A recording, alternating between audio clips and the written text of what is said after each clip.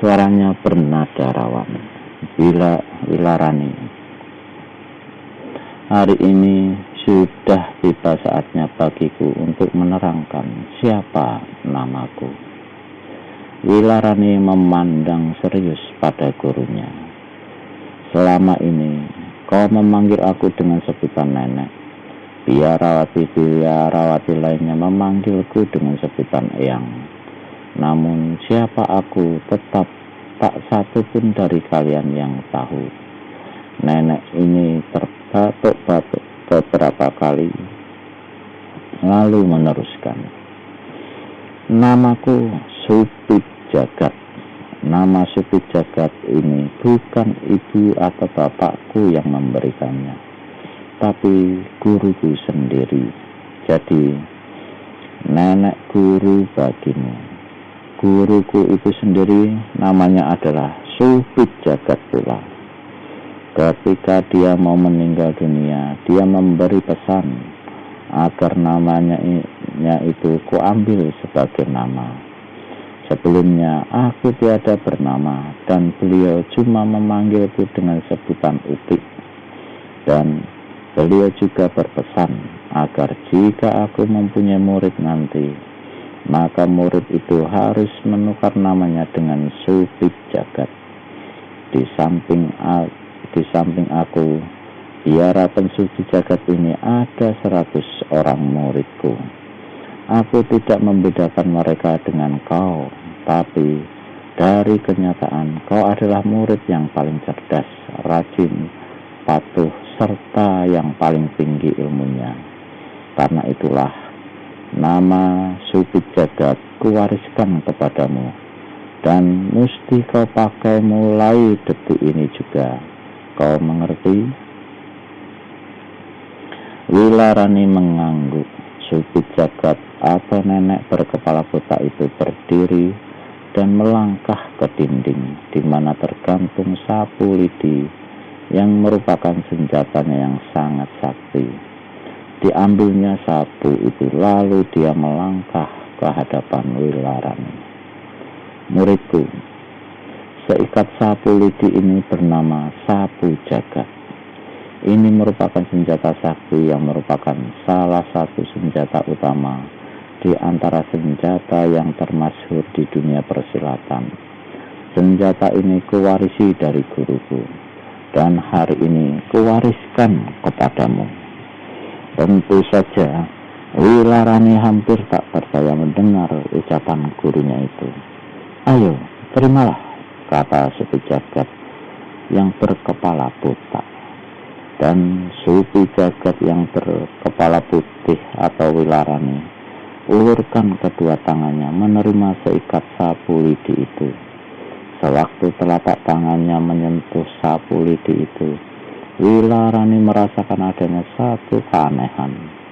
Pada kedua telapak tangannya menjalar hawa yang sangat sejuk, terus ke lengan, terus menjalar ke seluruh kakinya. Dan pada detik itu pula tubuhnya terasa ringan laksana mengapung di awan. Sapu Jagat tertawa, telah memberikan satu kekuatan baru yang hebat pada Wilarani sewaktu kedua tangannya menyentuh senjata itu. Terima kasih guru, kata Wilarani dengan penuh hikmat dan menjura sampai beberapa kali. Si nenek tertawa perlahan. Ada kelainan pada tertawanya kali ini. Paras yang tua keriput dimakan umur 90-an tahun itu kelihatan rawan. Sepasang mata yang biasanya menyorot tajam kini kelihatan sedikit redup.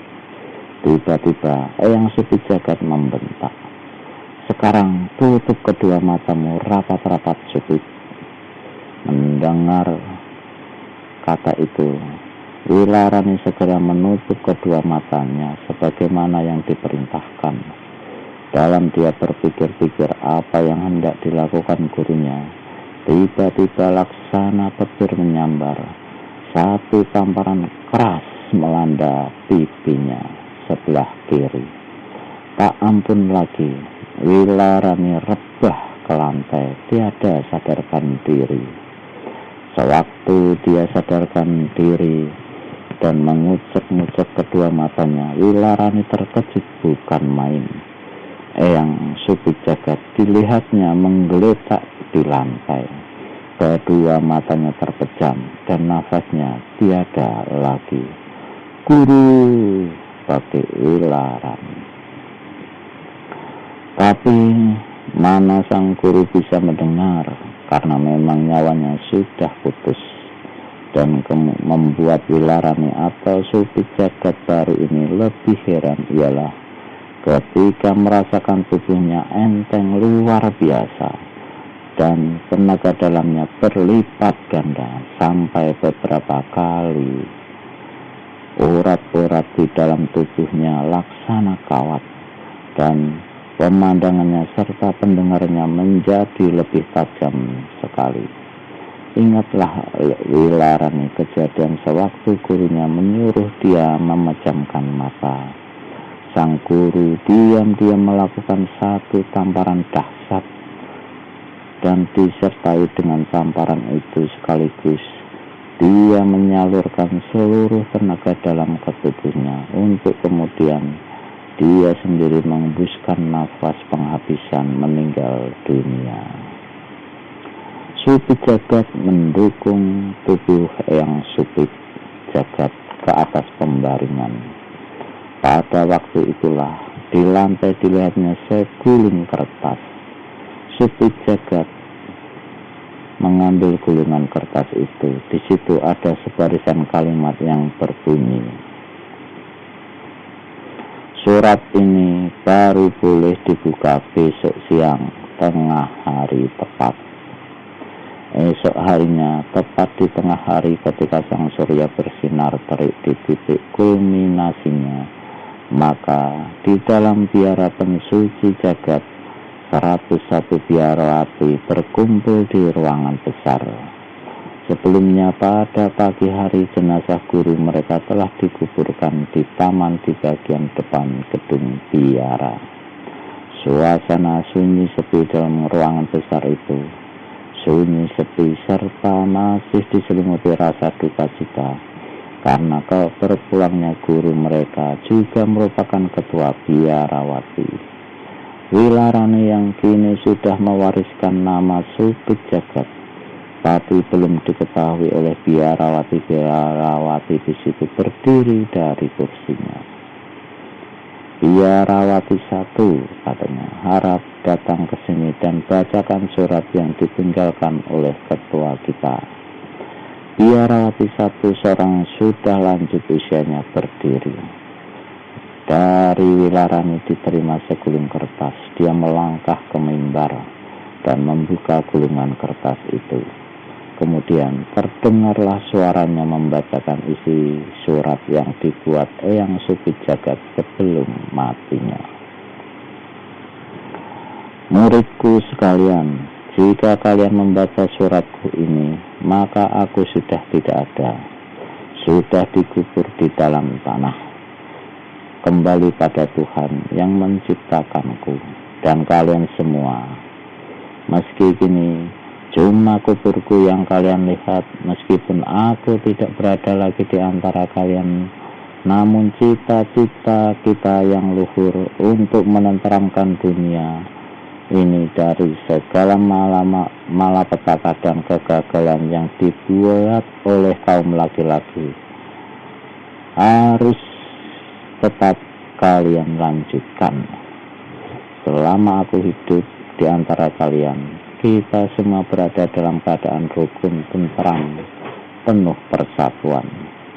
Bila kini aku sudah tidak ada, kerukunan dan ketentraman serta persatuan itu harus kalian pupuk terus. Jika kalian pecah dan berselisih, berarti hancurnya cita-cita yang hendak kita laksanakan. Dan dalam kuburku, aku akan mengutuk kalian sebagai murid-murid murtad." Suratku ini juga aku tulis untuk menerangkan sedikit tentang diriku. Selama ini kalian memanggilku dengan sebutan Eyang, atau guru, atau nenek. Puluhan tahun hidup bersamaku, kalian tidak tahu siapa namaku. Namaku adalah Supit Jagat. Pada hari ini, namaku itu kuwariskan kepada Biarawati Wilarani. Untuk selanjutnya, dia berhak memakai nama itu, dan di hari ini pula, kuresmikan dia sebagai ketua kalian yang baru. Kepadanya telah kuwariskan senjata sakti bernama Sapu Jagat. Siapa-siapa di antara kalian yang kecewa dengan keputusanku ini, siapa-siapa di antara kalian yang tidak senang, sebelum kalian menjadi pengkhianat-pengkhianat, lebih baik kalian angkat kaki tinggalkan biara pensuci jagat ini, atau rohku akan keluar dari liang kubur untuk mencekik kalian semua. Surat itu selesai dibaca oleh Biarawati I, kemudian diserahkan kembali kepada Wilarani atau yang kini bernama Supit Jagat, dan menjadi ketua Biarawati pensuci jagat. Supit Jagat menggulung surat itu baik-baik. Dia berdiri di mimbar, memandang berkeliling, kemudian berkata, "Mungkin ada di antara saudara-saudaraku yang ingin bicara atau mengeluarkan pendapatnya." Tak ada satu orang pun yang menjawab, tapi di antara para biarawati-biarawati itu terdengar suara saling berbisik-bisik. Supit Jagat bertanya sekali lagi, "Tidak ada yang mau bicara dan keluarkan pendapat, terutama mengenai pengangkatanku oleh mendiang guru kita sebagai ketua biarawati. Boleh aku bicara?" Tiba-tiba terdengar suara dari balik gang besar yang menjadi salah satu ruangan besar itu.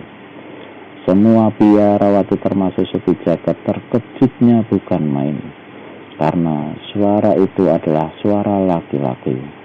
Dan seperti diketahui dalam biara pensuci jagat itu, tak ada satu orang laki-laki pun yang ada atau diam di sana. Semua mata dengan serta-merta diarahkan ke belakang tiang besar. Dan seorang laki-laki melangkah seenaknya menuju ke mimbar. Laki-laki ini masih muda belia, rambutnya gondrong menjela-jela sampai ke bahu. Parasnya gagah, sikapnya waktu melangkah meski acuh tak acuh, dan seenaknya namun mengandung kewibawaan dan keperkasaan.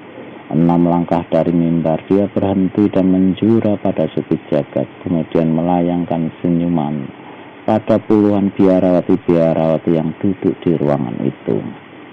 Semua orang membatin siapakah adanya pemuda ini dan cara bagaimanakah dia bisa masuk ke dalam gedung biara pensuci jagat. Pintu gerbang dikunci. Seseorang yang tak tahu rahasia membuka pintu itu. Meski bagaimanapun hebat serta tinggi ilmunya, niscaya dia tak sanggup membukanya. Melompati tembok juga mustahil. Tembok halaman saja tingginya 5 tombak, dan ditambah besi-besi panjang berduri setinggi 3 tombak. Di samping itu, apakah kedatangan pemuda asing tak dikenal ini membawa maksud baik atau niat jahat? Akan tetapi Supit Jagat meski keterkejutannya serta rasa tidak enak menyelinap hatinya, namun melihat si pemuda menjurah hormat kepadanya, dia balas menganggukkan kepala, tapi tetap tutup mulut sampai si pemuda bicara duluan. "Apakah saat ini aku berhadapan dengan ketua biara pensuci jagat?" tanya pemuda itu. Melihat pada pertanyaan yang diajukan ini, Supit Jagat segera mengetahui bahwa pemuda itu belum berada lama di ruangan tersebut. Paling lama sejak ketika Biarawati I membaca bagian terakhir dari surat mendiang ketua biara yang lama. "Betul orang muda, kau memang berhadapan dengan ketua biara pensuci jagat," menjawab Supit Jagat. Syukur kalau begitu." Si pemuda garuk kepalanya 2 kali. Orang muda, harap terangkan siapa kau, bagaimana caramu bisa masuk ke gedung ini, dan apakah membawa niat baik atau buruk, tanya Supi Jagat. Pemuda itu tertawa malu macam anak kecil. Namaku Buruk, katanya. Jadi tak usahlah aku beritahu pada ketua biara pensuci jagat. Mohon maaf, apabila apalagi aku orang tolol dan banyak mencap aku ini berotak miring.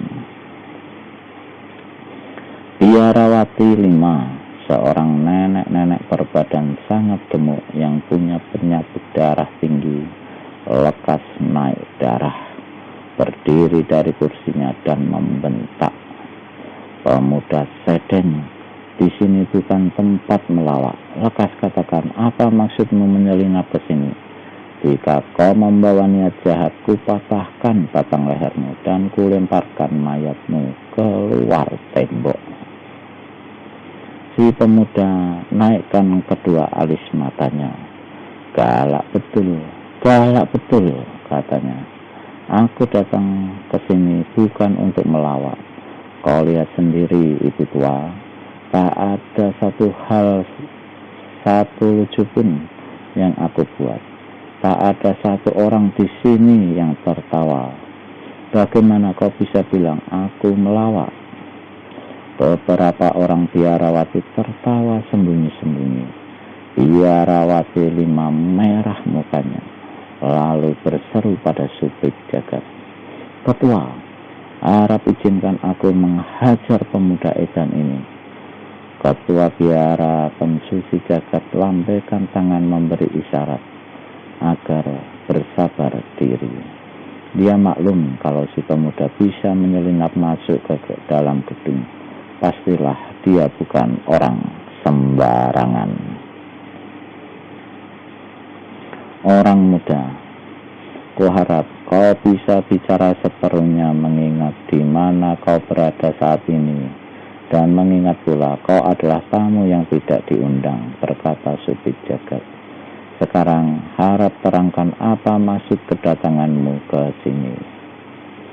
Aku datang membawa maksud baik dan persahabatan, kata si pemuda. Begitu. Maksud baik dan persahabatan macam manakah kiranya? Tanya ketua biarawati pensuci jagat pula. Si pemuda memandang dulu berkeliling, lalu kembali palingkan kepala pada Supi Jagat. Ketua, katanya, kau saksikan sendiri, sebagian besar dari biarawati-biarawati di sini adalah perempuan-perempuan muda dan cantik-cantik. Pemuda kurang ajar, mulutmu pantas untuk disumpal dengan ujung pedangku, bentak seorang biarawati. Tapi ketua biara pensuci jagat kembali lambaikan tangan memberi isyarat agar anak buahnya itu tidak bertindak kesusu dan duduk kembali ke kursinya. Kepada si pemuda, sang ketua berkata, teruskan ucapanmu. Setelah terbatuk-batuk beberapa kali, si pemuda membuka mulutnya kembali. Kerbau sekandang bisa dikurung, harimau berlusin-lusin bisa disekap, tapi kecantikan perempuan tak bisa dikurung, tak bisa disembunyikan, tak bisa disekap. Betul atau tidak? Diam-diam ketua biara yang baru ini menjadi gemas juga dalam hatinya. Orang muda, ucapanmu terlalu berbelit-belit. Bicara saja secara singkat tapi jelas. Si pemuda hela nafas dan garuk kepala beberapa kali. Beberapa orang biarawati dari golongan tua berdiri dari kursi dan berseru, Ketua, kehadiran pemuda ini lebih lama tidak menyenangkan kami. Harap beri izin kami untuk mengusirnya. Pemuda itu memandang pada beberapa orang biarawati itu. Kalian punya hak untuk mengusirku, tapi Alangkah memalukan bila nanti kalian tahu kedatanganku secara baik-baik ini disambut dengan pengusiran. Baik atau jahat, maksud kedatanganmu, kami tidak suka kau hadir di sini. Apakah kau yang menjadi ketua di sini? Ejek si pemuda. Merahlah muka si biarawati. Dia segera hunus pedangnya dan melompat mengirimkan satu serangan ganas. Si pemuda sedikit pun tidak bergerak, malahan dengan sikap acuh tak acuh dia berpaling pada ketua biarawati, pensuci jagat. Sementara tebasan pedang datang menyerangnya, dia berseru, "Ketua, sungguh penyambutan yang memalukan. Bukannya aku disuguhi minuman, malah dikasih tebasan pedang." Angin pedang menyambar, tanda senjata maut sudah berkelebat dekat sekali. Tapi si pemuda masih juga memandang pada ketua biara pensuci jagat seakan-akan tak peduli atau tak tahu apa-apa kalau dirinya diserang. Namun seruan tertahan bahkan kaget memenuhi ruangan itu. 100 pasang mata melotot. Biarawati yang menyerang si pemuda kelihatan berdiri terhuyung-huyung. Sedang pedang yang tadi dipakainya untuk menyerang kini kelihatan berada dalam tangan si pemuda.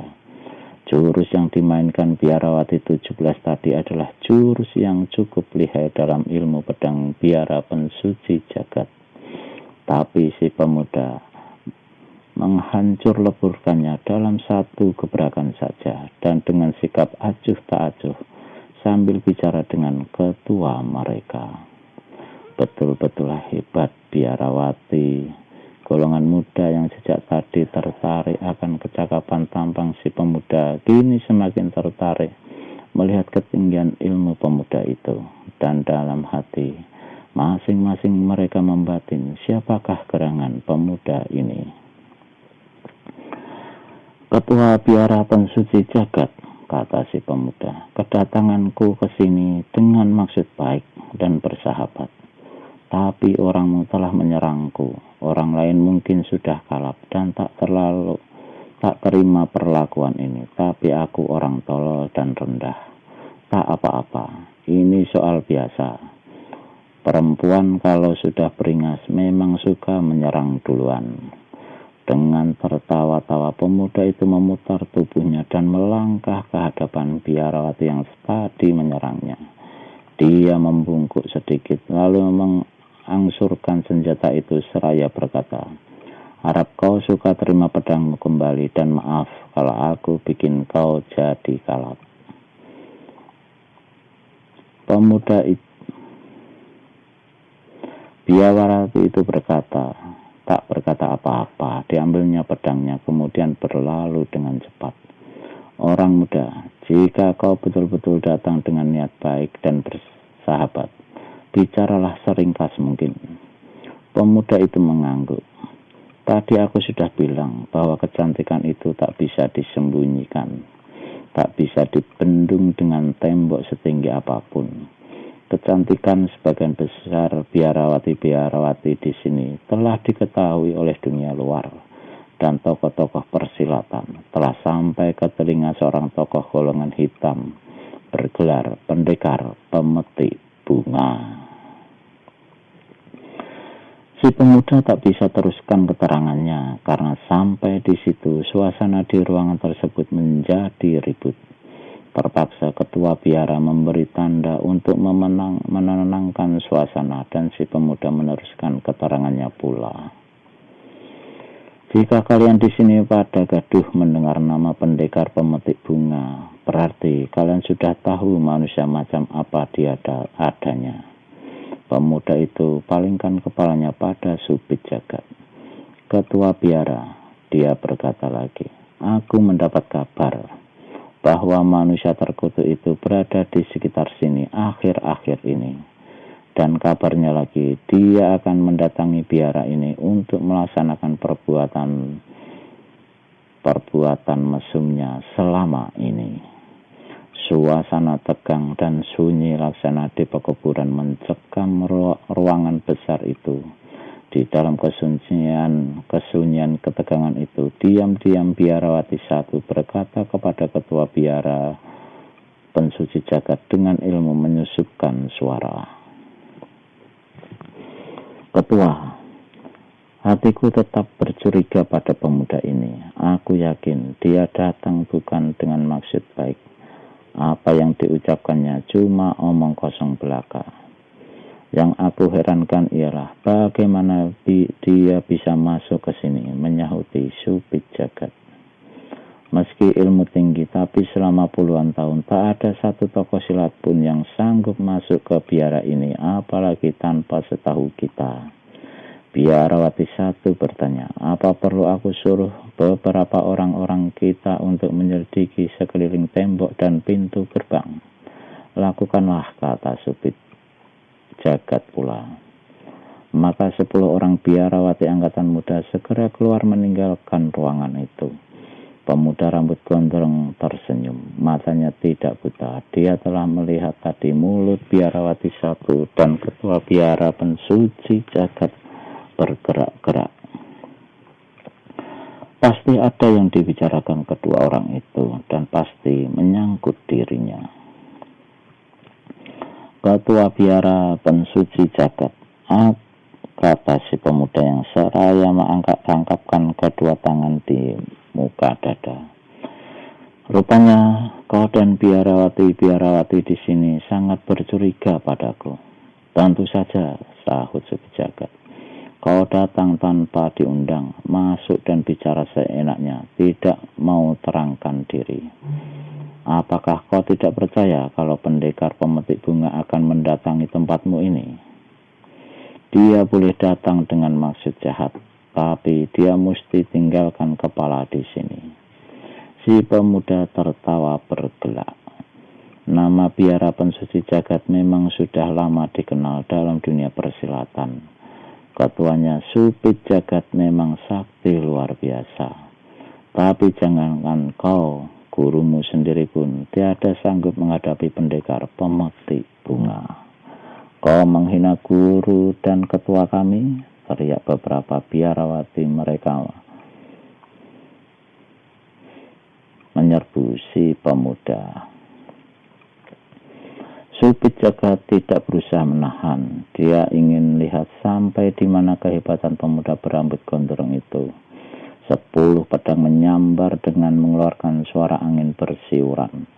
Karena yang menyerang itu adalah biarawati golongan tua yang ilmunya sudah sempurna, maka kehebatan serangan itu tidak terkirakan dahsyatnya. Dalam sekejapan mata, tidak bisa tidak tubuh si pemuda akan tersatai atau akan terputus berkeping-keping. Sungguh memalukan, seru si pemuda. Di sarang sendiri, biarawati yang katanya mau mensucikan dunia ini dari segala kekotoran, menyerang main keroyok. Bagi manusia-manusia edan tak tahu peradatan dan kurang ajar, tak perlu merasa malu. Sentak salah seorang dari biarawati yang menyerang. Sekejapan kemudian ruangan besar itu bergemuruh oleh suara beradunya 10 badan pedang yang menimbulkan bunga api yang terang sekali. Semua orang berseru kaget. Ketua biara pensuci jagat membuka matanya lebar-lebar. Tapi si pemuda yang tadi hendak dikeremus lenyap dari pemandangan, entah kemana. Tiba-tiba terdengar suara salah seorang biarawati. Hei, lihat, manusia itu sudah bergantung pada kawat lampu. Semua kepala pun mendongak ke langit-langit di atas ruangan. Ternyata betul, pemuda berambut gondrong itu bergantung di langit-langit ruangan dengan tangan kirinya memegangi kawat kecil lampu yang menerangi ruangan besar itu.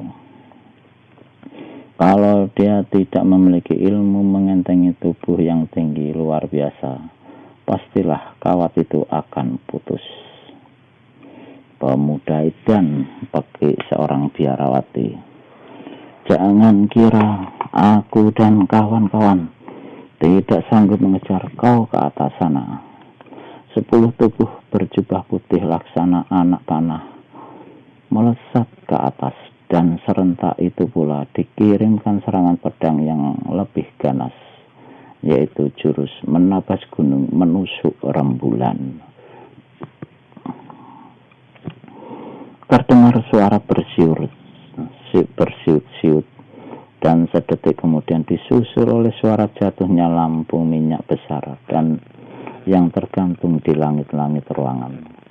Kacanya dan semprongnya pecah bertebaran. Minyak tumpah membasahi lantai. 10 pedang biarawati tadi nyatanya telah menabas putus kawat lampu hingga jatuh pecah berantakan ke lantai. Dan hebatnya lagi, di saat itu si pemuda sudah berdiri lagi di tempatnya semula sebelum diserang pertama kali tadi.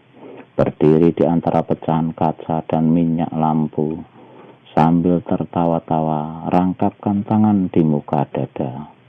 Penasaran sekali, 10 biarawati segera menukik dan hendak lancarkan serangan untuk ketiga kalinya. Tapi kali ini ketua biara pensuci jagat berseru, "Tahan!" Meski hati gusar, tapi 10 biarawati hentikan serangan, namun ketika turun ke lantai kembali, tetap membentuk posisi mengurung si pemuda. Para biarawati harap kembali ke tempat. Perintah ketua biara pensuci jagat. 10 biarawati turuti perintah itu. Mereka sarungkan pedang masing-masing dan duduk kembali ke tempat semula. Di saat itu pula 10 biarawati yang tadi disuruh menyelidiki keluar gedung kembali memasuki ruangan. Dengan ilmu menyusupkan suara, ketua biara pensuci jagat hendak bertanya pada biarawati-biarawati itu. Tapi mendadak si pemuda sudah mendahului. "Bagaimana?" tanyanya. "Apa kalian menemui tembok pagar yang sudah bobol atau pintu gerbang yang rusak?" 10 biarawati itu tiada pedulikan pertanyaan si pemuda, melainkan melangkah ke hadapan ketua. Mereka dan melaporkan bahwa tidak ada satu tanda yang mencurigakan di luar sana. Semuanya beres dan rapi. Ketua biara pensuci jagat anggukkan kepala dan suruh 10 biarawati itu kembali ke tempat masing-masing. "Pemuda," berkata sang ketua, "ilmu yang barusan kau pamerkan." Memotong pemuda itu. "Siapa yang pamerkan ilmu?" tanyanya. "Orang diserang toh mesti mengelak. Siapa sih orangnya yang mau ditusuk-tusuk dengan pedang, yang mau dicincang? Kucing buduk pun pasti larikan diri atau mengelak." Tenggorokan Supit Jagat turun naik beberapa kali. Kemudian dia berkata lagi, "Meski ilmumu setinggi gunung, sedalam lautan, meski pengalamanmu seluas bumi, tapi jika kau datang ke sini dengan membawa niat jahat, jangan harap kau bisa keluar hidup-hidup dari sini." Si pemuda menghela nafas. "Apa kalian di sini tuli semua? Apa aku sejak tadi cuma bicara dengan tonggak-tonggak mati?" katanya. Lalu dia meneruskan, "Pertama datang aku sudah bilang bahwa maksudku ke sini adalah membawa niat baik dan bersahabat.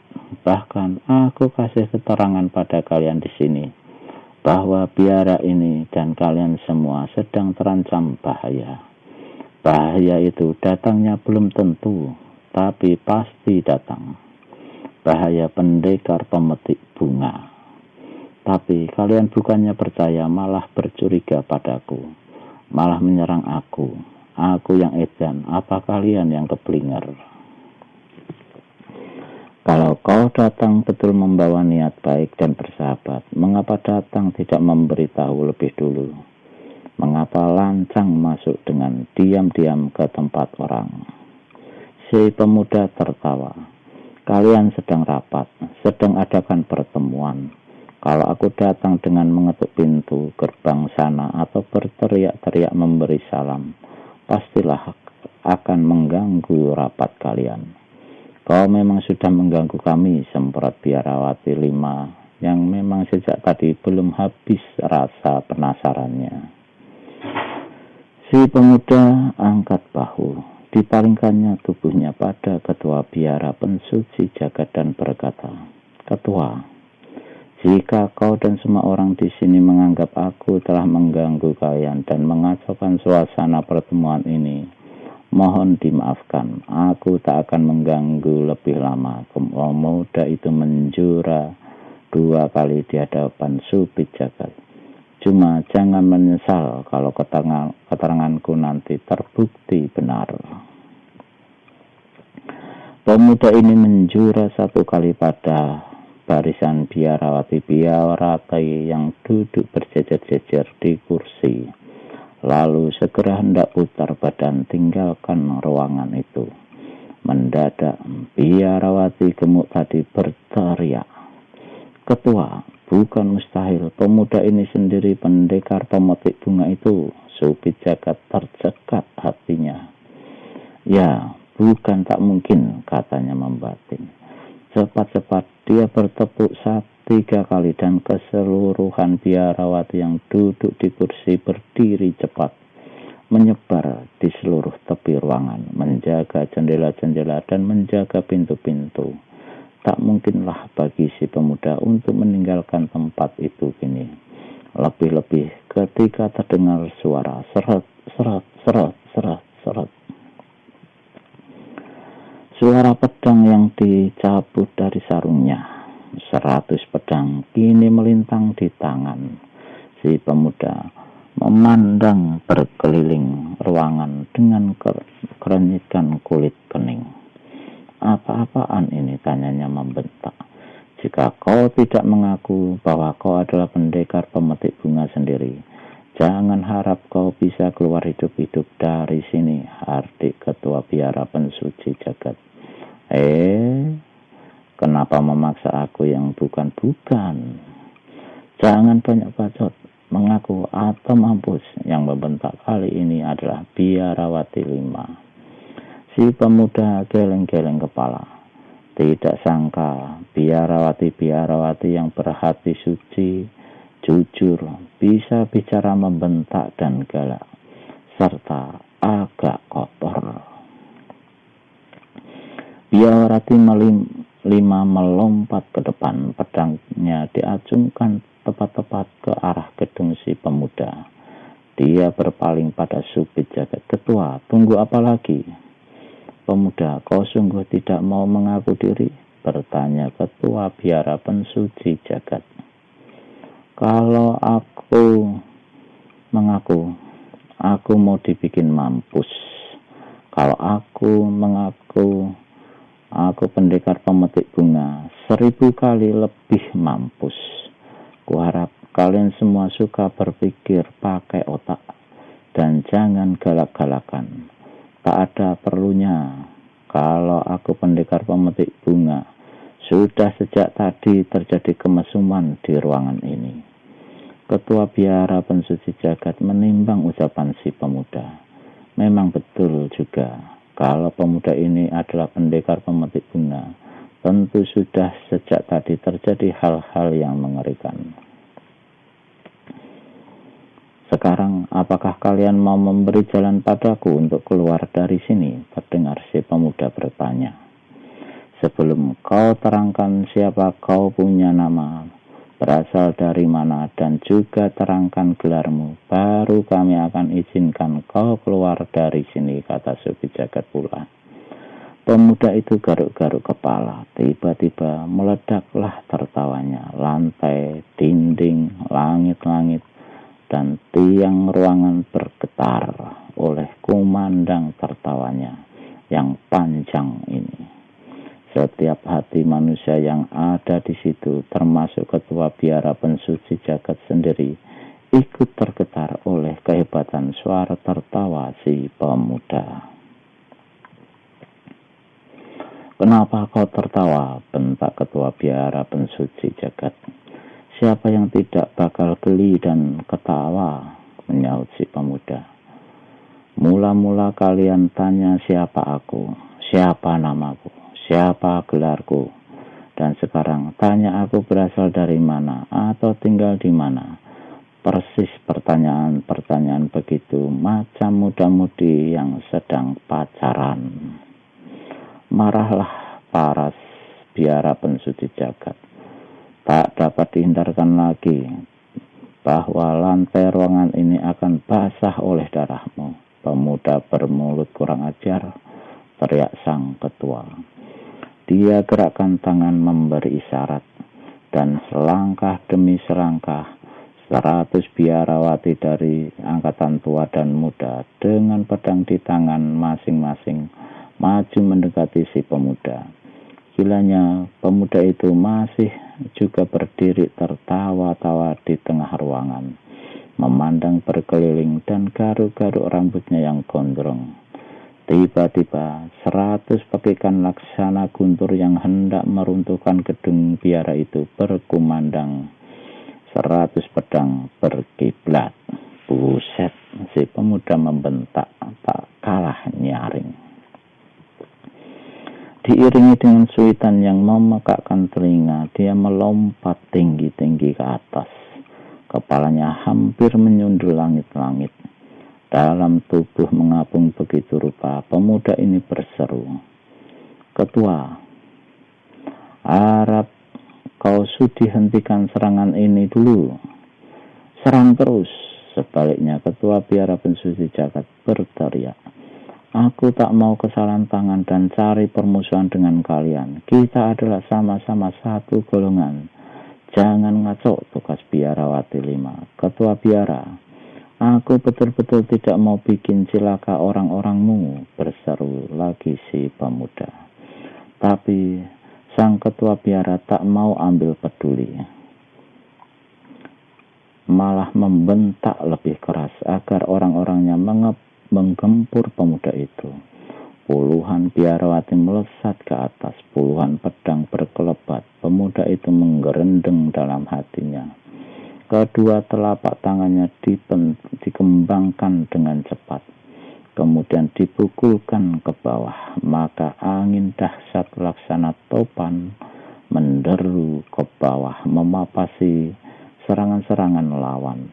Betapapun puluhan biarawati itu bersikeras menyerbu ke atas dan kerahkan tenaga dalam serta ilmu meringankan tubuh mereka, namun tiada berhasil.